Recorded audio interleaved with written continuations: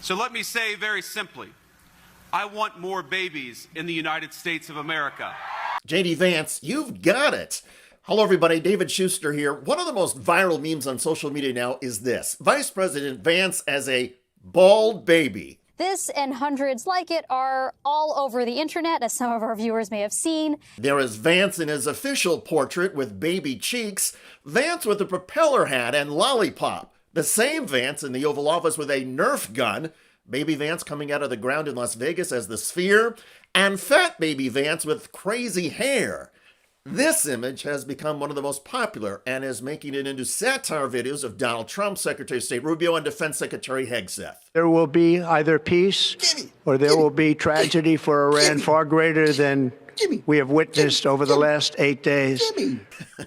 By most accounts, the image of Vance with fat baby cheeks began to take hold in October, when ex-user Dave McNamee wrote, "For every 100 likes, I will turn JD Vance into a progressively apple-cheeked baby."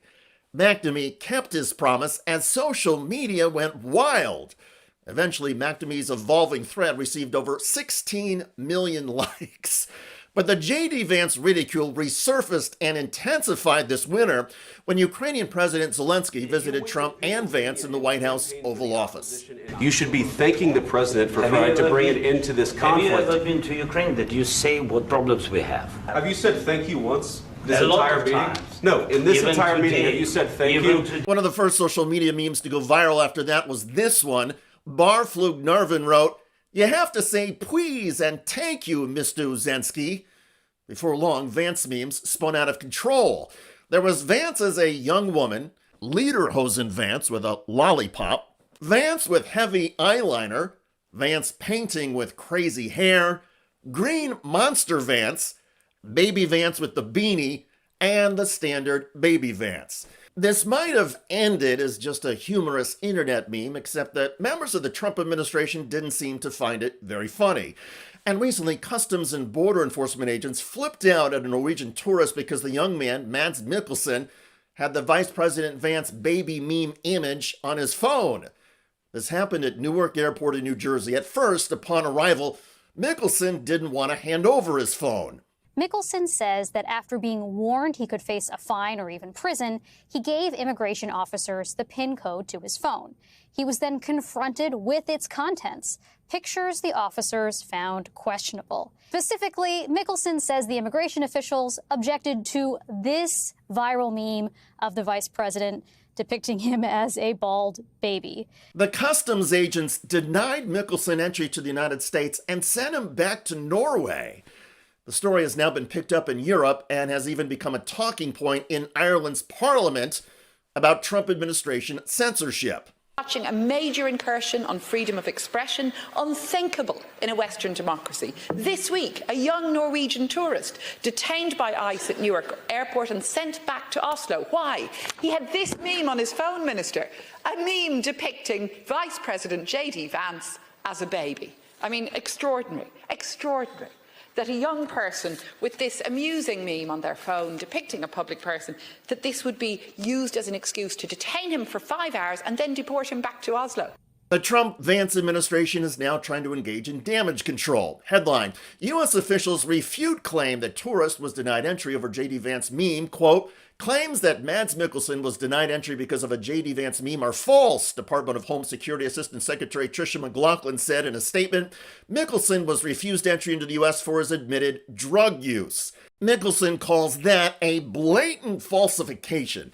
He says he did tell the customs agents at Newark that he had used marijuana twice in his life, but says the agents told him he was being denied entry because of his ridicule of Vice President Vance. In any case, there are clearly people in the Trump administration or who support Donald Trump and JD Vance who do not believe in free speech or free expression and have no issues with censorship. We've even seen that from Donald Trump himself and others in the White House. They have constantly and consistently hammered journalists, often by name. You are a real, you're a terrible reporter. Number one, you don't have what it takes to be a reporter. You're not smart enough. But for you to go into a subject about... Of course, we're watching every single aspect. But, Jennifer, you've been about the worst. The one who misrepresents the most intentionally. We'll add Natasha Bertrand of CNN, who has done this in the past. In 2020, it was Natasha Bertrand, who had 51 intelligence analysts falsely lie to her. But getting so irritated with creative internet satire that you would erupt at a tourist, never mind blocking that person from spending money here in the United States, well, that takes all of this to a new low. And it proves the point of the ridicule to begin with. The Trump administration, from the president on down, is full of thin-skinned crybabies. If they don't get their way or can't get somebody to agree with them, the Trump team erupts.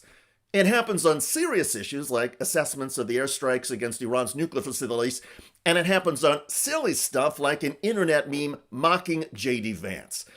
That's the hallmark of an authoritarian regime.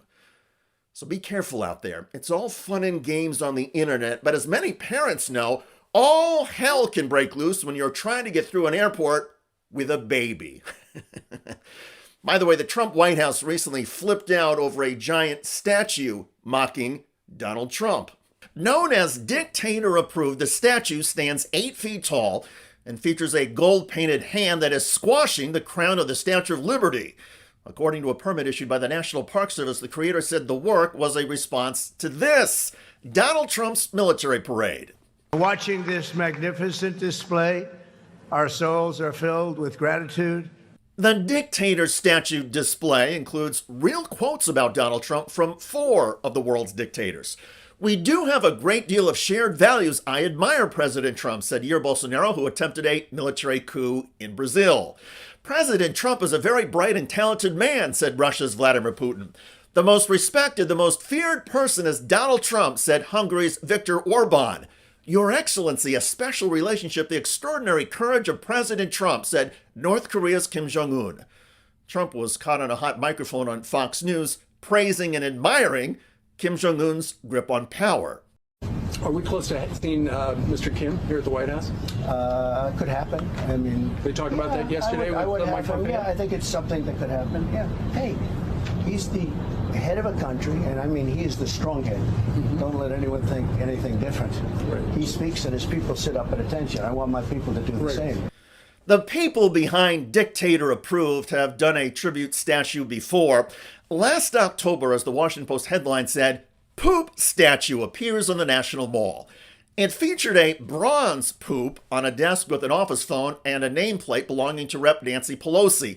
A plaque said, "This memorial honors the brave men and women who broke into the United States Capitol on January 6, 2021 to loot, urinate, and defecate throughout these hallowed halls in order to overturn an election." President Trump celebrates these heroes of January 6 as unbelievable patriots and warriors. This monument stands as a testament to their daring sacrifice and lasting legacy. Check out that video at the link below. It generated a lot of comments on YouTube, one of the most populous from Spider Dog, who wrote, "Under no conditions would I ever show Trump respect." I hear you. I look forward to reading your comments about the Trump team going berserk over the ridicule of JD Vance. I'm David Shuster. Thanks for joining us.